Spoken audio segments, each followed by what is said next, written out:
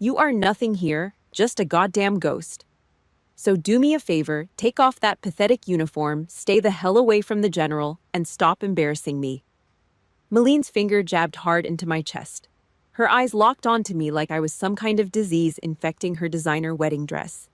I had taken bullets for my unit, but nothing prepares you for a knife driven straight into your back by the flesh and blood sister you drained your Navy paychecks to feed.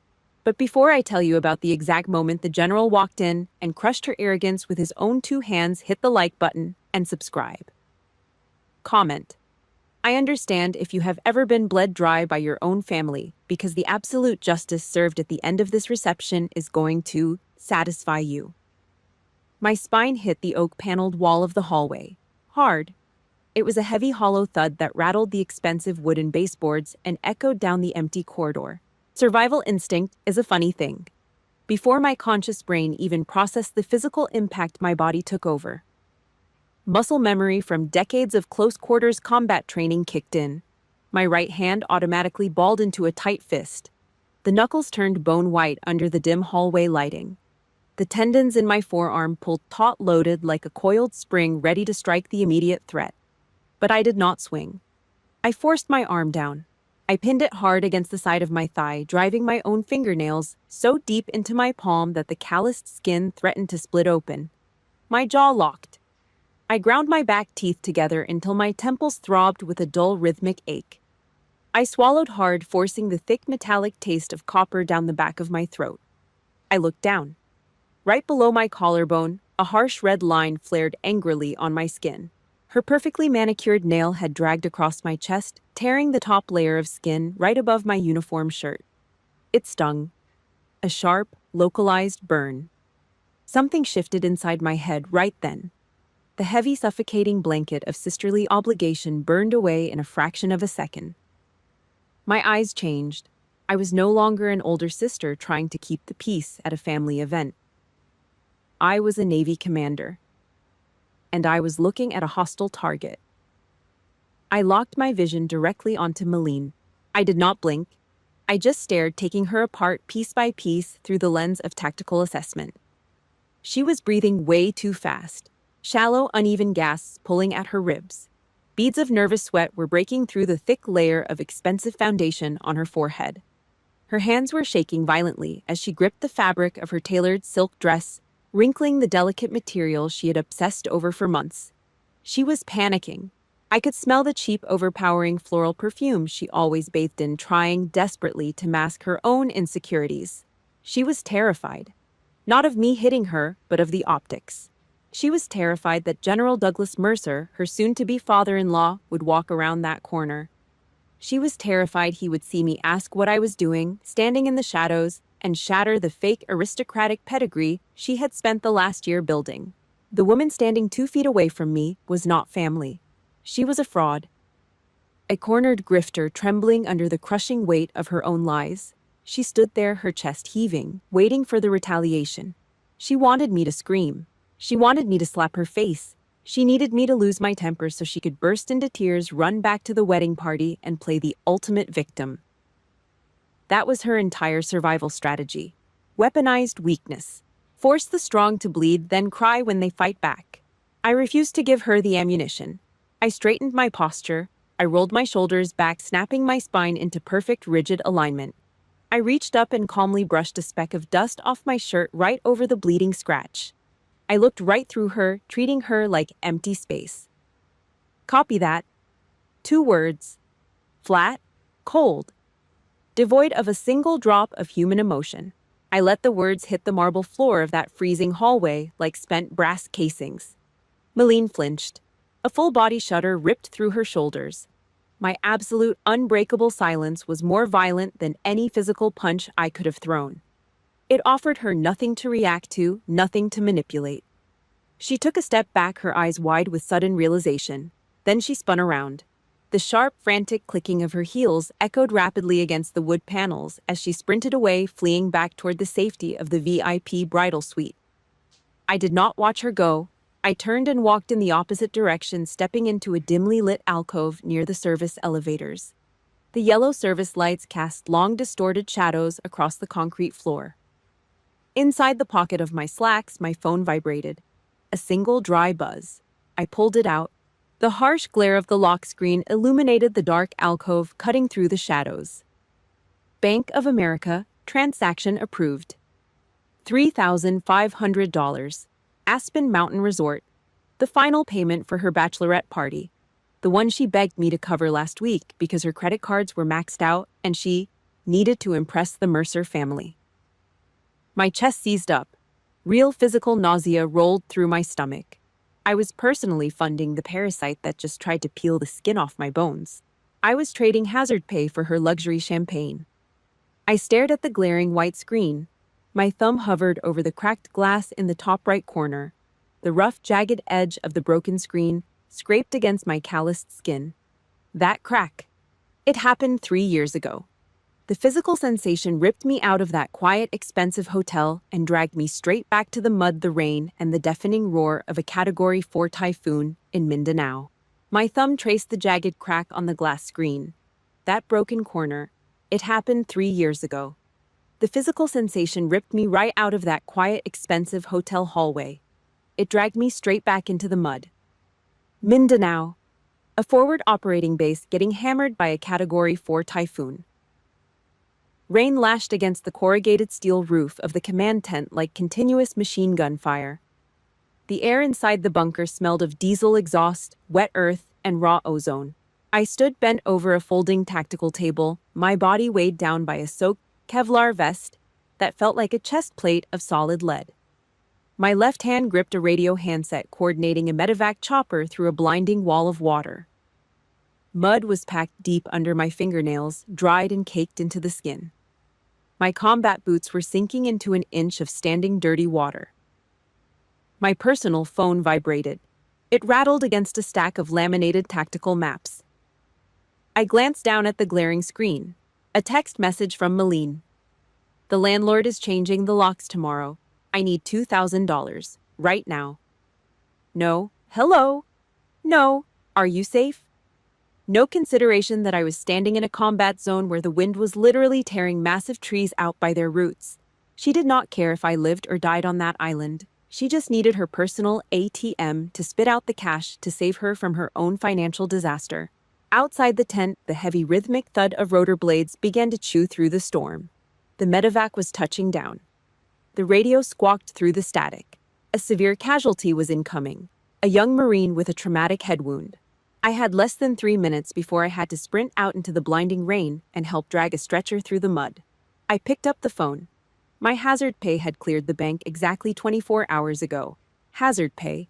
The United States Navy pays you a little extra money because there is a very high statistical probability that you will be shipped home in a flag-draped aluminum transfer case. That is literal blood money. I used my muddy, freezing thumb to unlock the screen. I opened the banking app. I typed in the routing numbers while the wind howled outside. I hit send. $2,000 of my hazard pay transferred instantly across the globe to keep her from getting evicted because she refused to hold down a minimum wage job. 2 minutes later, as I grabbed my helmet, the screen lit up. Received. That was it. One word. No thank you. No promise to pay it back. I threw the phone into my waterproof duffel bag, yanked the zipper shut, and ran out into the screaming typhoon. The memory violently shifted. The roaring storm faded into the suffocating quiet hum of central air conditioning. Thanksgiving dinner 1 year later. The dining room smelled of roasted turkey, warm butter, and expensive wine, but the air in that room was so thick you could choke on it. I sat across the polished mahogany table from Malene. I asked her a simple, polite question. I asked if she had any luck with the corporate job interviews I had spent 3 hours helping her set up the week before. She glared at me like I had just insulted her. She dropped her heavy silver fork onto her expensive china plate. A sharp, loud clink that made everyone at the table freeze. My mother immediately reached out her hands, fluttering over the tablecloth like nervous birds. She did not correct Malene's disrespect. She turned her panicked eyes to me. "Olivia, please," my mother whispered, keeping her voice low to protect the fragile suburban peace. "You are strong. You have your military career. You can handle the real world. Malene is sensitive. She needs family support right now. Do not push her." Just let it go. I looked at my father. He sat at the head of the table cutting his meat. He took a long, slow pull from his bottle of Coors Light. He stared directly at the blank drywall above my head, completely refusing to make eye contact with me. That was the exact moment I understood the system. The family dynamic was a rigged game. They used my independence as a weapon against me.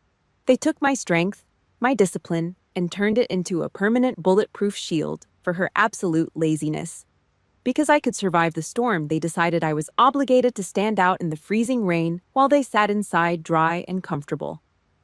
They sacrificed my financial future, my hazard pay, and my peace of mind just to keep the house quiet.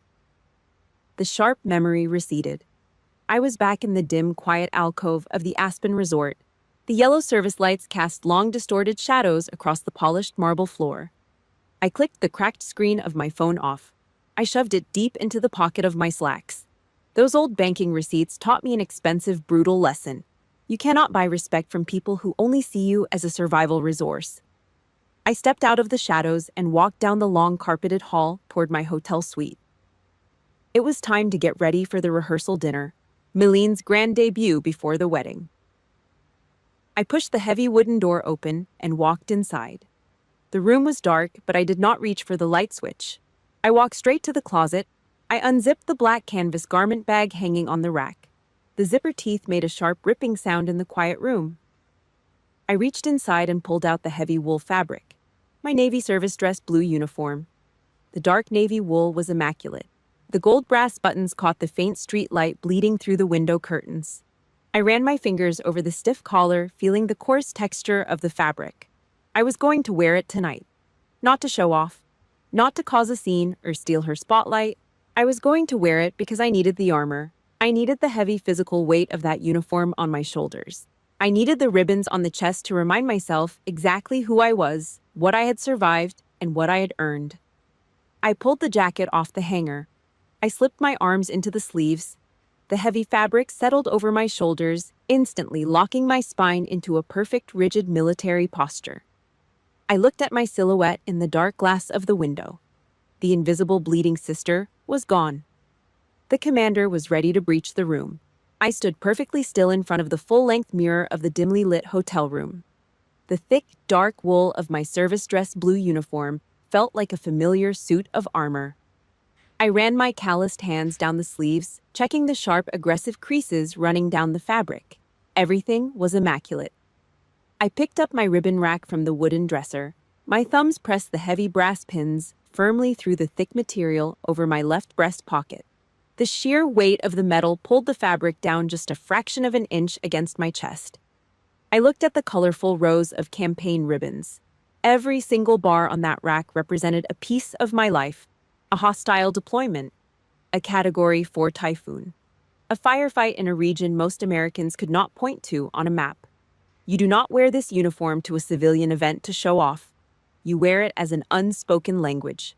General Douglas Mercer, the father of the groom, was a 3-star Army commander. Walking into his family's rehearsal dinner wearing my dress blues was the highest sign of respect I could possibly offer. It was one veteran silently acknowledging another. The heavy wooden door of my hotel room slammed open against the drywall. No knock, no warning. Milene marched into the room, her high heels stabbing the carpet. Her eyes immediately locked onto the gold brass buttons and the bright ribbons on my chest. Her pupils shrank. The fake, joyful bride persona vanished, replaced by a tight, ugly knot of pure, unadulterated insecurity. "Take that off," she hissed. She closed the distance between us in 3 long, frantic strides and reached out her manicured claws, hooking aggressively toward the ribbons on my chest.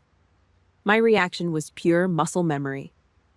I shifted my weight to my back foot, pivoted my torso, and caught her wrist in midair. I clamped my fingers around her thin forearm just hard enough to freeze her completely in place. "This is a sign of respect for General Mercer," I said. My voice was dead calm, dropping an octave lower than normal. Milene yanked her arm back, rubbing her wrist, her chest heaving. "You just want to steal the spotlight?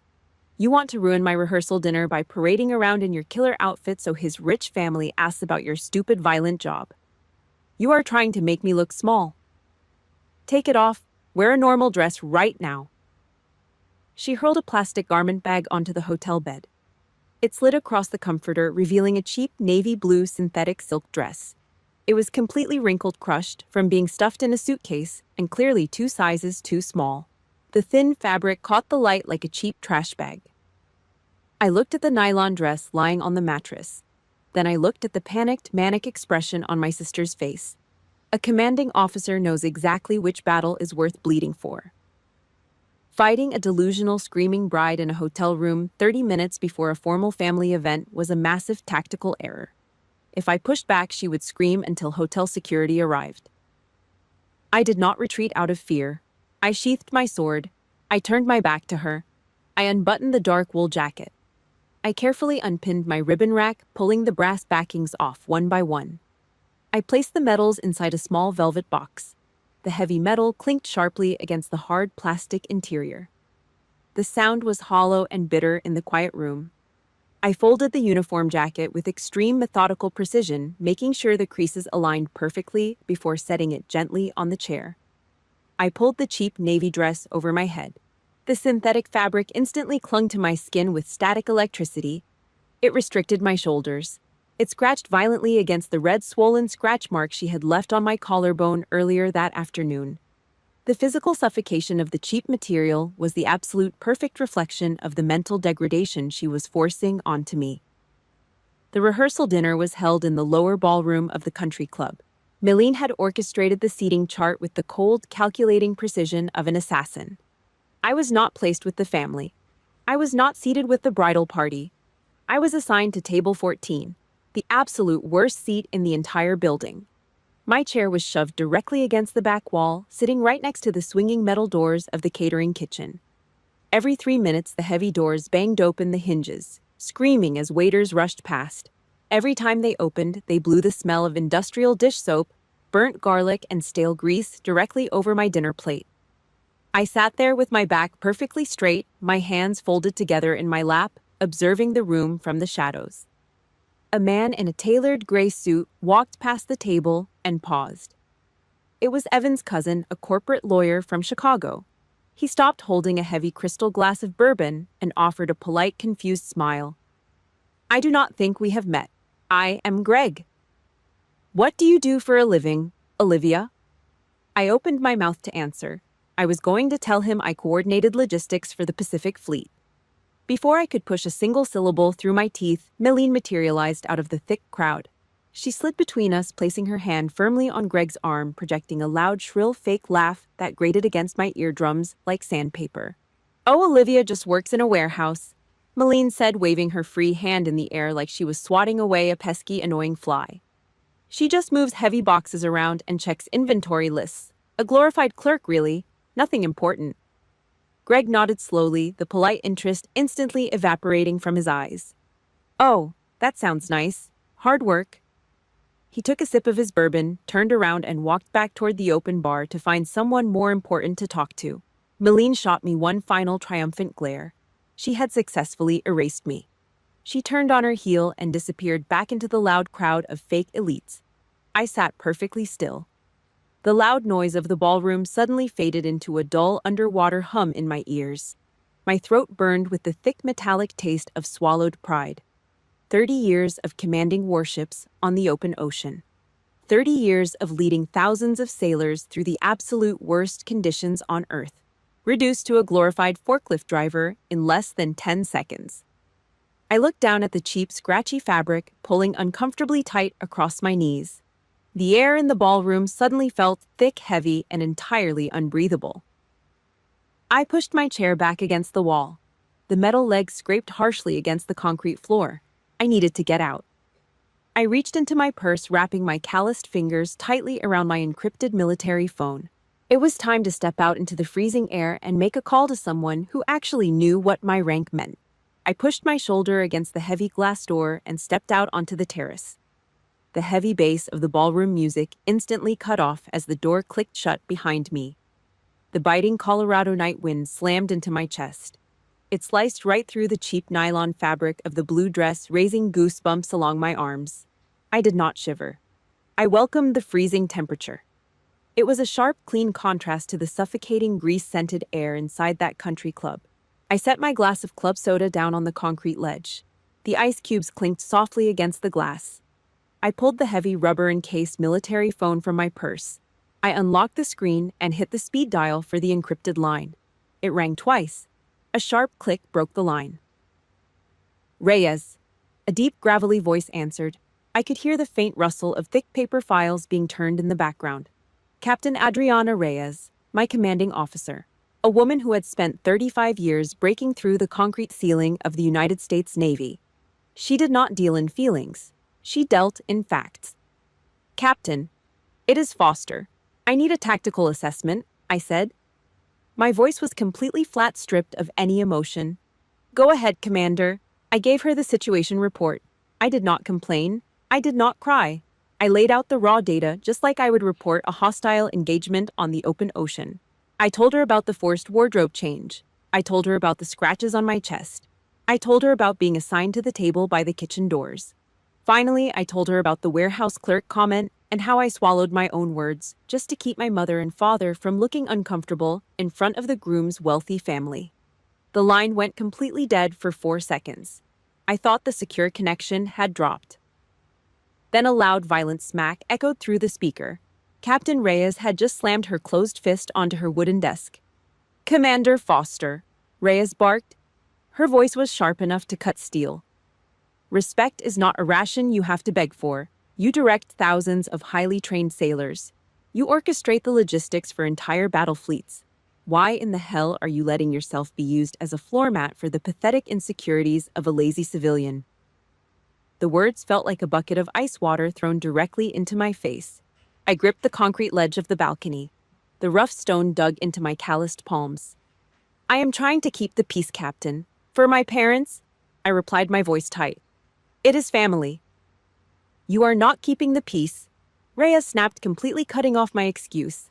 You are funding a hostage situation. You are enabling a bully to strip the United States Navy of its honor simply because you happen to share the same genetic code.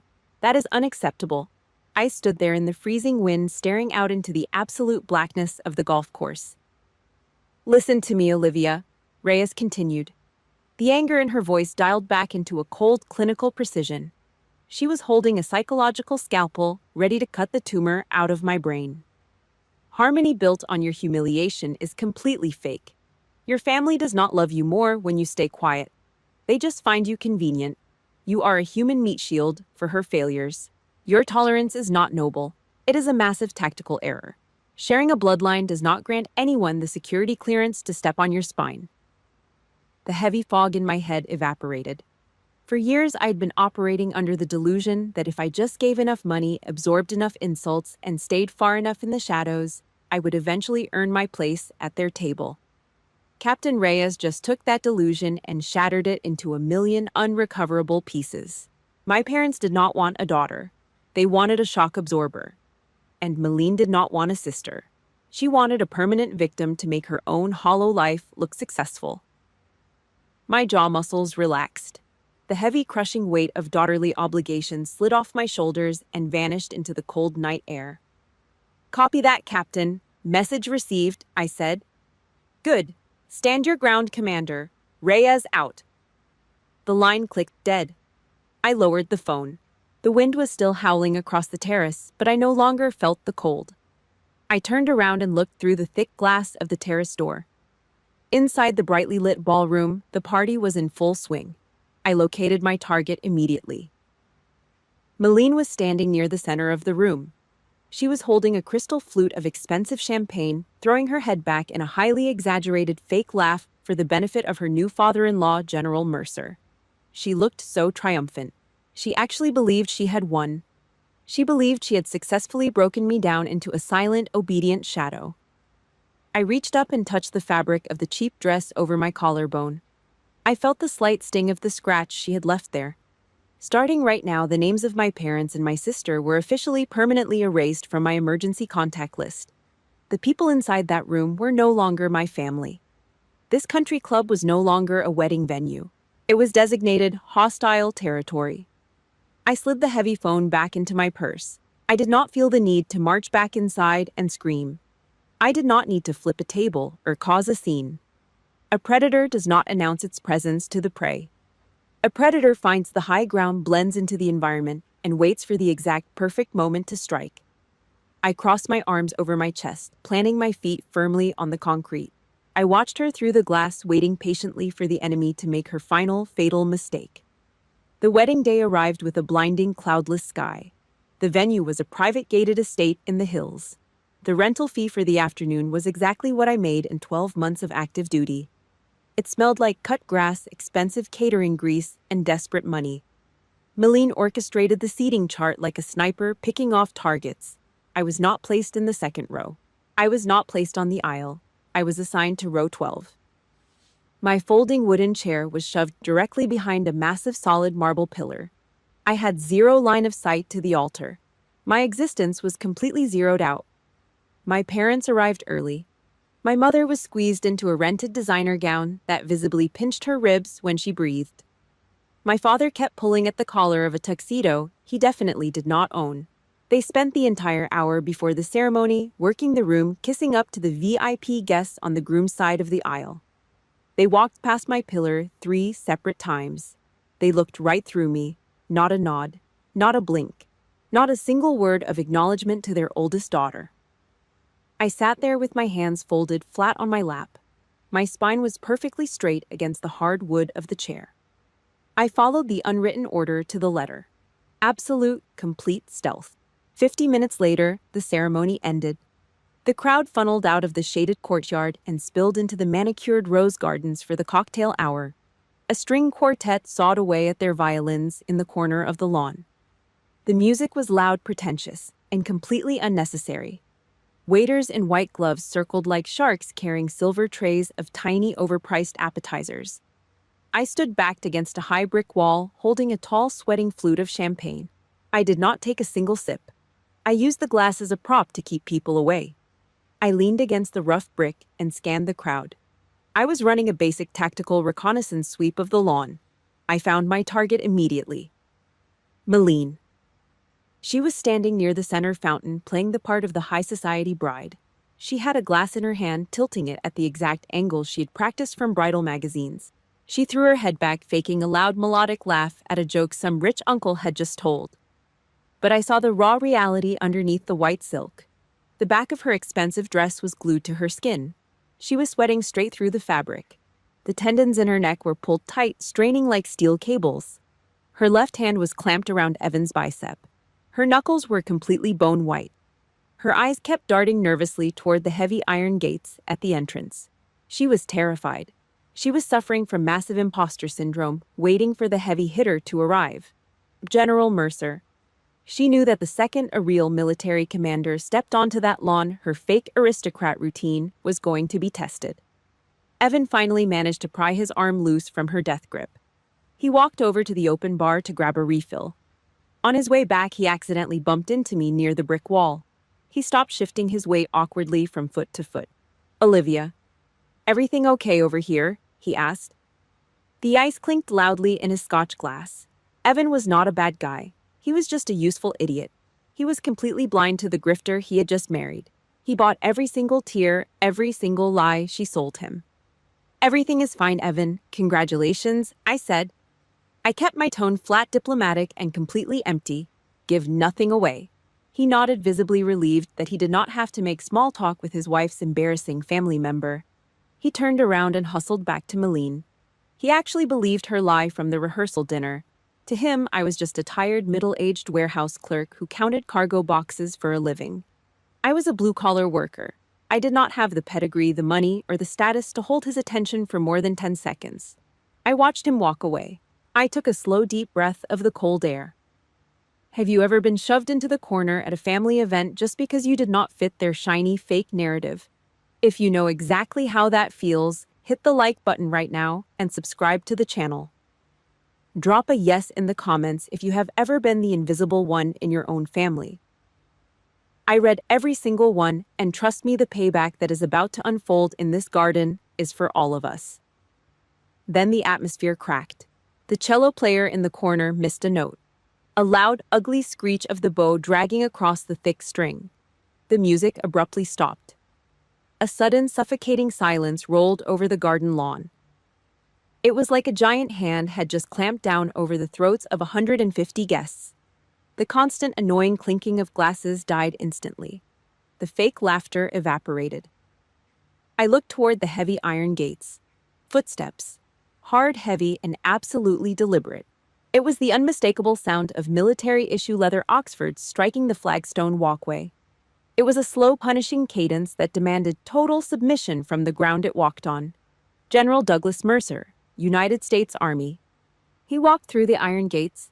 3 silver stars gleamed on the dark shoulders of his dress uniform. The air pressure in the garden physically changed. The fake luxury, the rented dresses, the pretentious violins, it all instantly dissolved under the crushing weight of real, earned authority.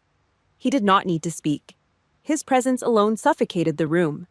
My heels snapped together.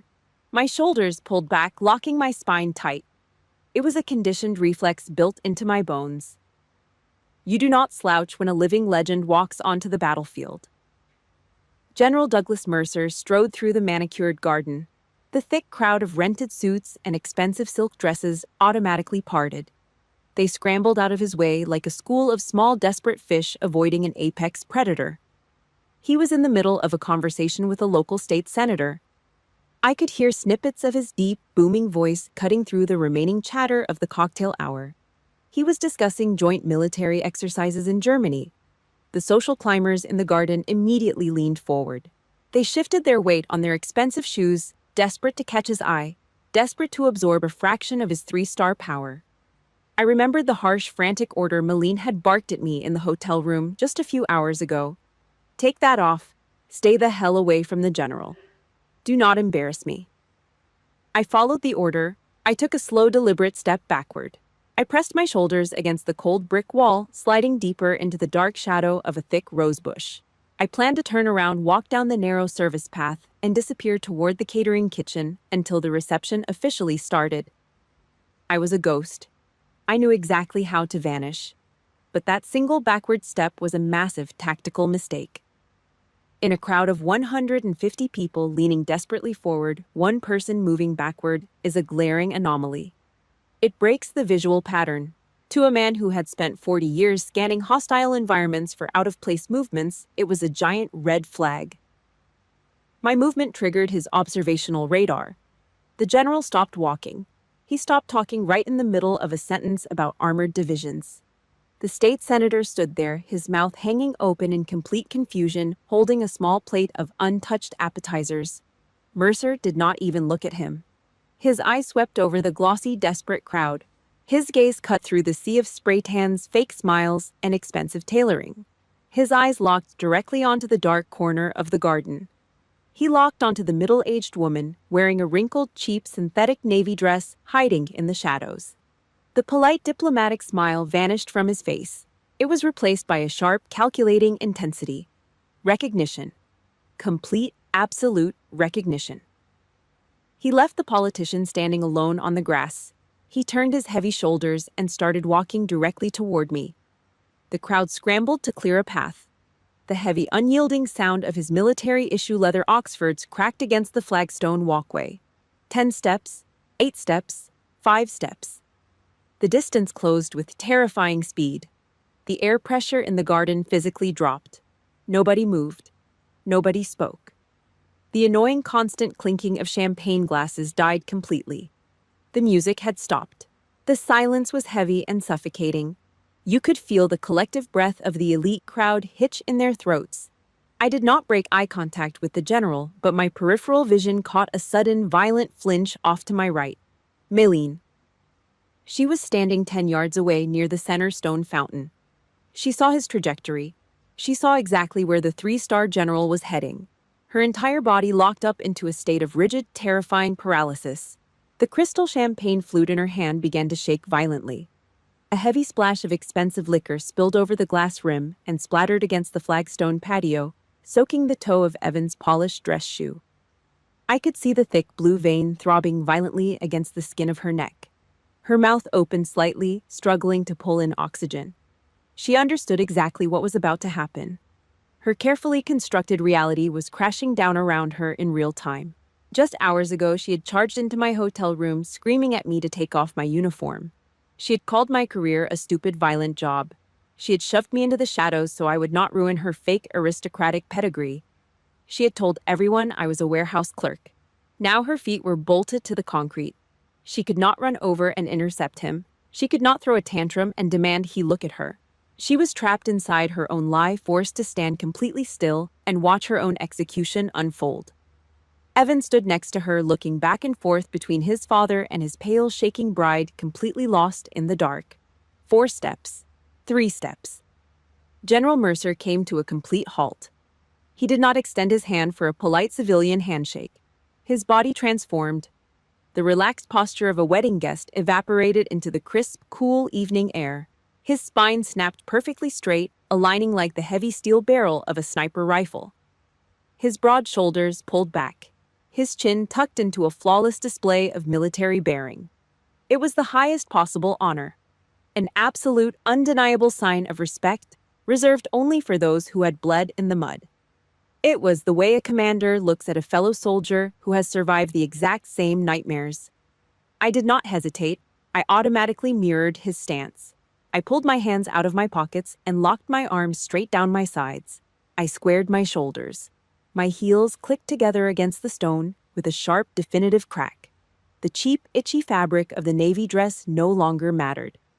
In that exact moment, I was wearing my service dress blue uniform. The heavy silence of the garden was absolute. You could hear the wind rustling the dry leaves of the rose bushes. Every single eye in the country club was burning a hole into the dark corner where I stood. Then his voice boomed across the patio. It was deep, warm, and carried enough raw authority to shatter every single lie Malene had told that day. Commander Foster. The rank hit the air like a detonation. It is an absolute honor to finally meet you in person. The garden went dead quiet. You could hear the ice melting inside the cocktail glasses. 150 of the wealthiest people in the county stopped breathing, their eyes darting between the 3-star general and the woman in the cheap, wrinkled navy dress hiding in the shadows. I did not flinch. I did not drop my gaze. I shifted my weight, planting my feet shoulder-width apart. I brought my hands behind my lower back, clasping my right wrist with my left hand. Parade rest. The absolute standard. General, I replied. My voice was calm, projecting clearly through the heavy silence. I do not believe we have met face to face. General Mercer gave a slow, deep nod. He did not lower his voice to a private whisper. He spoke from his chest. He projected his words like he was addressing a battalion on an open tarmac, ensuring every single social climber holding a champagne flute heard exactly what he had to say. Operation Pacific Relief, 3 years ago. Mercer boomed. The name of the operation hung in the cold evening air. You coordinated the entire Navy logistics network to push emergency medical units into the Mindanao meat grinder. He continued, taking another slow step toward me. The Pentagon gave us 2 weeks to get that staging area operational. The mud was 3 feet deep. The local infrastructure was completely wiped off the map by the typhoon. They said it was a logistical nightmare. Impossible. Mercer stopped right in front of me. The sharp, clean smell of his starched uniform and polished leather cut right through the cheap floral perfume drifting off the crowd. You cut the red tape. You bypassed 4 layers of bureaucratic garbage. You dropped the staging time down to exactly 3 days, Mercer said. His eyes were intensely focused, completely ignoring the wedding reception happening around him. Those 3 days of yours, Commander, saved thousands of civilian lives. And frankly, your tactical blueprints secured this 3rd star on my shoulder. Your name is on a very short list of officers I genuinely respect. The words detonated across the manicured lawn. Every single head in the garden snapped toward me. The collective shock was a physical wave. The heavy, invisible label Malene had slapped on my forehead an hour ago, the tired, middle-aged warehouse clerk who moved heavy boxes for a living, was instantly vaporized. It was burned to ash by the highest possible endorsement from a living military legend. I did not smile. I did not puff out my chest. I kept my chin parallel to the ground, maintaining my bearing. I shifted my eyes just a fraction of an inch to the right. Malene was standing near the stone fountain. She looked like a corpse. The blood had completely drained from her face, leaving her expensive, perfectly applied spray tan looking splotchy and unnatural against her pale skin. Her mouth hung open. She was gasping for air, but her lungs refused to work. The heavy crystal champagne flute finally slipped through her numb, shaking fingers. It hit the flagstone patio with a sharp crack, shattering into dozens of jagged pieces. The expensive liquor splashed over the toes of her white silk shoes. She did not even blink. Her entire fake reality was bleeding out on the stones. She had spent months building this illusion. She had humiliated me in the hotel room. She had shoved me into the dark corner by the kitchen doors. She had desperately tried to bury my 30-year military career under a mountain of cheap lies, just so she could feel taller. And now her own father-in-law had just publicly handed me the crown. She was exposed. Naked. A petty, insecure grifter standing in front of the very elite crowd she had sold her soul to impress. Evan stood right next to her. He was staring at me, his eyes wide, blinking rapidly. He looked at his wife's terrified, bloodless face and then back at me. The slow, painful realization was finally creeping into his brain. He was putting the pieces together. The bride who played the constant victim was a liar. A few yards behind them, my parents were frozen. My mother's hand was clamped tight over her mouth, her rented designer gown suddenly looking incredibly cheap. My father stared directly at the grass, his face burning bright red. The absolute crushing shame of their own complicity pinned them to the ground. They had watched Meline strip my dignity away all afternoon. They had walked past my chair 3 times without making eye contact. Now they were standing in the fallout zone, suffocating on their own cowardice. General Mercer looked around the garden. His sharp eyes scanned the crowd, taking in the shattered glass at Meline's feet, the horrified look on my parents' faces, and finally the cheap, ill-fitting synthetic dress I was wearing. He was a master tactician. He did not need a briefing to understand the hostile dynamics of the battlefield he had just walked into. He looked back at me. A deep, quiet anger flashed in his eyes. I had absolutely no idea Evan was marrying Commander Foster's sister, Mercer said. His voice was lower now, laced with a dangerous protective edge. If I had known your reception here today would have been handled entirely differently. You have my word on that. This was the moment. I could have destroyed her. I could have pointed at Meline, told the general exactly what she called me, and watched him cancel the rest of the wedding out of pure disgust. I could have burned her entire life to the ground with one sentence. I chose the heavier weapon. Total freezing indifference. I did not gloat. I did not sneer at my sister. I looked the general dead in the eye. It is fine, General. Just doing my job. I said, my voice completely stripped of emotion. And today is not my day. Mercer stared at me for 2 long seconds. He saw the cold calculation. He recognized the discipline it took to hold my fire. He gave me one final slow nod of absolute respect. Understood, Commander. He turned on his heel and walked away, heading straight for the private bar inside the clubhouse. He did not look at Meline. He did not look at Evan. He left them standing in the wreckage. The execution was completely silent, and it was entirely flawless. I unclasped my hands, turned my back on the shattered glass and the pale faces of my family, and walked toward the exit. The engagement was over. It was time to pack my bags. The heavy brass zipper of my canvas duffel bag locked together with a harsh, sharp rip. I hauled the bag off the guest bed and dropped it onto the hardwood floor.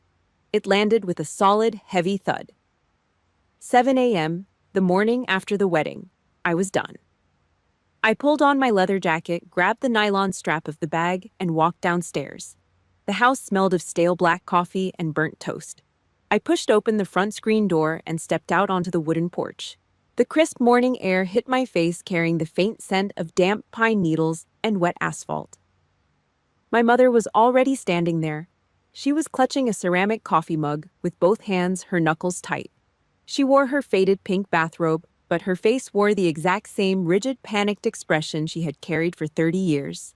The face of an enabler, desperate to smooth over a war zone. Meline is crying upstairs, my mother started. She did not say good morning. She did not ask how I was doing. Her voice dripped with quiet, heavy accusation.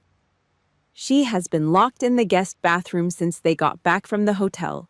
She says you ambushed her. You humiliated her on purpose. Why couldn't you just walk away, Olivia? Why did you have to stand there and steal her moment? I stopped walking. I looked at the woman who gave birth to me. You have your military pension, my mother whispered, her eyes darting nervously toward the upstairs window. You are set for life. You have your rank. Malene has nothing but this new marriage. You know how insecure she gets around Evan's family. You should have just let her have this one day. Before I could even process the absolute toxicity of that statement, heavy footsteps pounded against the wooden stairs inside. The screen door banged violently against the exterior siding. Malene shoved her way out onto the porch. The polished fake society bride from yesterday was completely gone. Her expensive hair extensions were tangled into a messy rat's nest.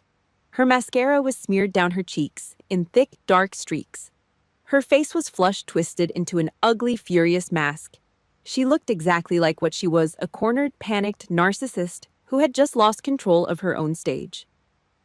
You need to apologize to me, Malene screamed. Her voice cracked, echoing loudly down the quiet suburban street. You set a trap. You stood right where the general could see you. You have always been so jealous of me. You knew I was marrying into real money, so you used your stupid, violent job to make me look like a fool in front of my new father-in-law. She was hyperventilating, sobbing dry, angry tears. It was a spectacular performance. Attack the victim, reverse the roles, play the martyr. I did not flinch. I did not raise my voice. I set my heavy duffel bag down on the wooden floorboards. Apologize for what? I asked. My voice was completely flat, cold as ice. For refusing to lie. For not pretending to be a useless warehouse clerk so you could feel superior. You ruined my wedding, Malene shrieked, taking a step forward. I paid for your wedding, I fired back. The words hit the cold air like a hammer striking an anvil. I took one step forward, closing the distance. Malene instinctively shrank back. I paid your college tuition when you dropped out. I paid your rent when your landlord threatened to change the locks. I paid $3,500 for your luxury Aspen bachelorette trip just last week, I said. My voice was low, deadly, and driven entirely by hard data. I traded my hazard pay for your champagne, and in 3 years, you have not managed to say thank you a single time. The truth backed her into a corner. And when a parasite is cornered, it shows its teeth. Malene lost whatever fragile filter she had left. Her face contorted, and she screamed the ugliest, most honest thing she had ever said in her entire life. Because you have the money. You do not have a husband. You do not have kids. You do not have a real life. Letting you help me gave you a purpose. You needed me to take your money so you would not be so completely alone. The absolute blood-chilling cruelty of those words hung over the porch. My mother physically recoiled. She gasped, her hands flying up to cover her mouth. Her coffee mug slipped, spilling hot, dark liquid over her slippers. She stared at her golden child, horrified by the monster she had spent 30 years protecting. I looked at Malene. She was breathing hard, her chest heaving, waiting for me to explode. But I felt nothing but a sudden, massive rush of pure, quiet clarity. The fog was gone. The family debt was paid in full. I reached down and grabbed the handle of my duffel bag. The rules of engagement change right now, I said. I looked right through her. I am done funding your delusions. I will never shrink myself down again just so you can feel tall. We are strangers. I turned my back on her and walked down the wooden steps. My heavy combat boots crunched against the gravel driveway. I walked straight to my rental car. You cannot do this, Malene screamed from the porch, panic suddenly replacing the anger in her voice. The realization that her personal ATM was actually walking away was finally hitting her. Olivia, get back here. You cannot cut me off. I popped the trunk.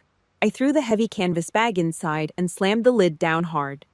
The loud metallic crash echoed through the neighborhood. I opened the driver's door, slid into the seat, and turned the ignition. The engine roared to life. I shifted the car into drive and slammed my boot down on the gas pedal. The tires screeched, burning rubber against the asphalt as I pulled out of the driveway. I did not look back. I just looked up at the rearview mirror. I watched the tiny, frantic reflection of a parasite screaming on a porch, getting smaller and smaller until it finally disappeared completely behind a sharp turn in the road. 4 months, 120 days of absolute radio silence. I buried myself in a joint naval exercise out in the Baltic Sea.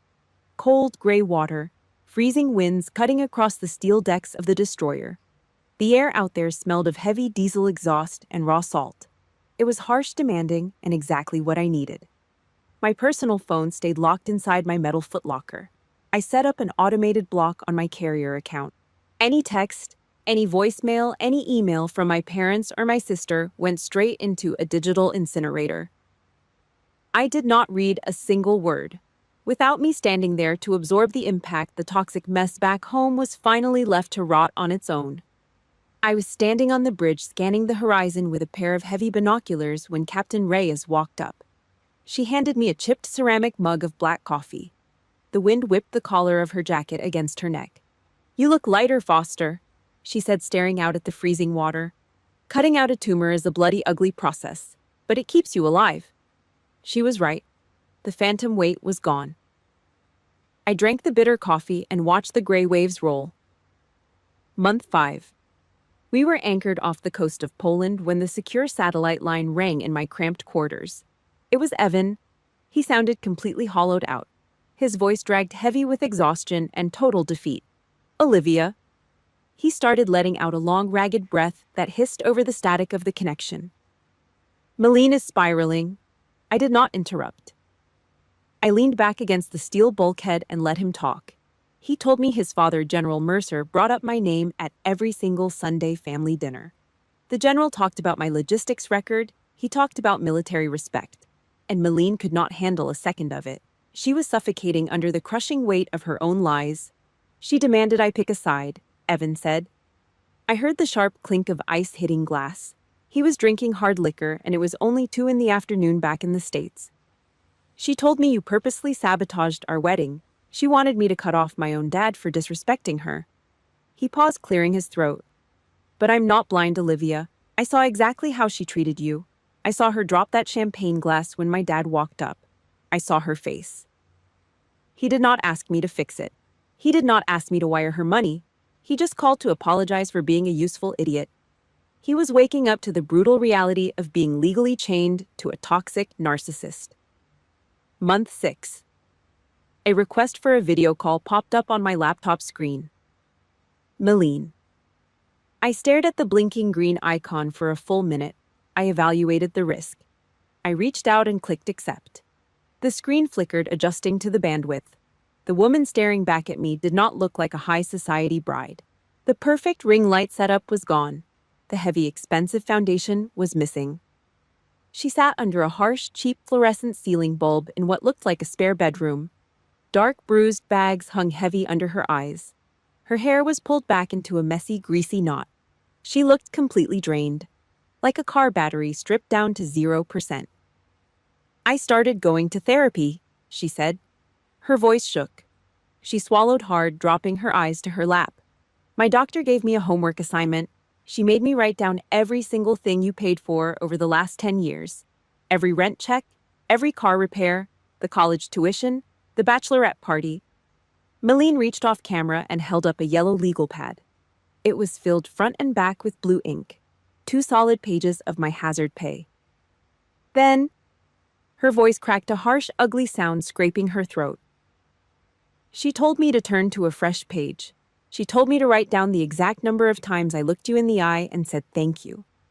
Malene dropped the legal pad onto her desk. The heavy thud echoed through the laptop speakers. "I cried for 2 hours in her office, Olivia." The page was completely blank. Real heavy tears rolled down her pale cheeks, dropping onto her laptop keyboard. She was not faking it this time. There was no audience to manipulate. There was no groom to impress. She was trapped in a room with her own ugly reflection. "At the wedding," Malene whispered, wiping her nose with the back of her trembling hand. "When the general walked up to you and you just stood there, I realized your silence was so much louder than my whole fake life. I was terrified of you. You were real. I was just playing dress up, so I had to step on you to feel tall." She surrendered. The arrogant, untouchable shell had completely shattered under the weight of a yellow legal pad. I looked at the broken woman on my screen. I did not smile. I did not feel a sudden, thrilling rush of victory. I just felt tired. I leaned forward, resting my forearms on the metal desk. I accept your apology, I said. My voice was calm, steady, and devoid of any lingering anger. But nothing goes back to the way it was. The bank is permanently closed. The emergency hotline is disconnected. The boundary stays right where it is. I reached for the computer mouse. Take care of yourself, Malene. I did not wait for her to nod. I did not wait for another wave of tears. I clicked the red button. The video feed instantly cut out. The screen went pitch black, leaving me sitting in the quiet, steady hum of the warship. 3 years later. The flight deck of the USS Ronald Reagan. 4.5 acres of gray, non-skid steel floating right in the middle of the Pacific Ocean. The sky above us was a hard, blinding blue. Not a single cloud. Just the sharp, raw smell of jet fuel, hot hydraulic fluid, and heavy salt water. I stood at the dead center of the formation. The ocean wind whipped across the deck, pulling hard at the collar of my dress white uniform. The official promotion order cracked over the harsh PA system. The static echoed off the fighter jets parked in a tight row behind me. I stepped up to the wooden podium. The pinning ceremony. Navy Captain, 06. In the military hierarchy, this is the altitude where the oxygen gets thin. This is the rank that commands nuclear aircraft carriers. The rank that decides the survival of entire battle groups. The metal pins slid through the thick fabric of my collar. Silver eagles. I stood at attention, locking my knees, feeling the cold, heavy metal press down against my collarbone, right over the exact spot where a manicured fingernail had ripped my skin open 3 years ago. The physical weight of the rank settled onto my shoulders. It was heavy. It was the weight of 40 years of refusing to bow down, refusing to break, and refusing to fund a lie. I looked down at the rows of folding metal chairs set up on the flight deck. My parents sat in the second row. They were older now. The fake country club arrogance had completely washed out of their faces. They were not looking through me today. They sat up straight, their hands folded quietly in their laps. Their eyes held a quiet, timid reverence. The comfortable blindness they used to hide behind was gone. They were finally forced to look at the massive, undeniable reality of the daughter they had treated like a disposable floor mat. They looked small. General Douglas Mercer sat in the front row. He wore his 3 stars. He caught my eye and gave a slow, solid nod. We were no longer a general and a passing officer. We were peers, strategic partners.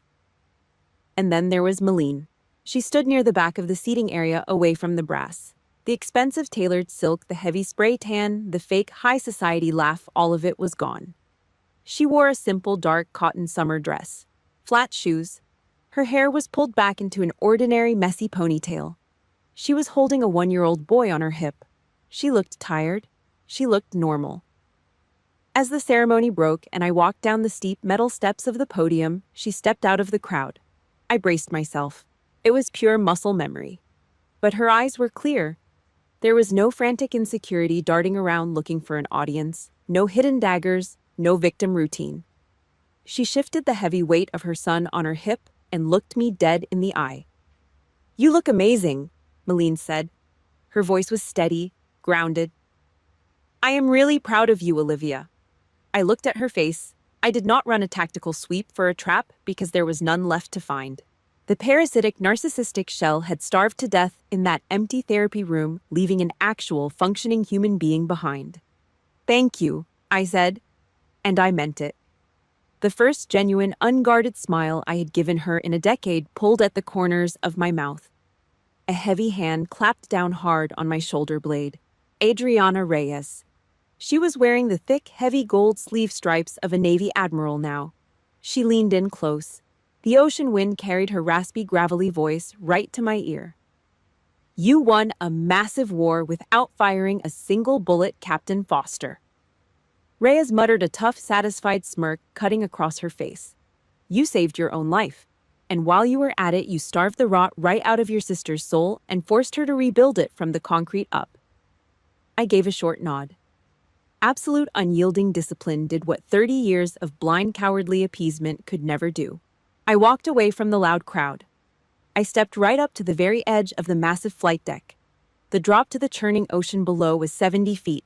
The dark water slammed brutally against the steel hull of the carrier, throwing cold white spray high into the air. I stared out at the absolute edge of the horizon, the line where the dark water met the blue sky. I spent 4 decades of my life learning how to defend a nation. I learned how to move fleets, load weapons, and coordinate disaster relief in the most hostile corners of the globe. But it took getting shoved into the dark, greasy corner of a cheap country club kitchen to finally learn how to defend my own dignity. You do not fix toxic people by giving them more of your blood. You do not buy respect with bank transfers. You fix the rot by cutting off the supply line and letting the fake reality collapse on top of them. The greatest revenge is not a screaming match in a driveway. It is not destroying someone else's life. The greatest revenge is standing on a steel deck in the middle of the ocean, living a life so incredibly massive, so perfectly undeniable, that nobody can ever make you invisible again. If you have fought your own battles and built your own peace from the ground up, hit the like button and subscribe to the channel. Drop a comment below and tell me your story of walking away from the toxicity. Tell me how you stopped funding the lies and built your own empire. I read every single one. Thank you for listening to a soldier.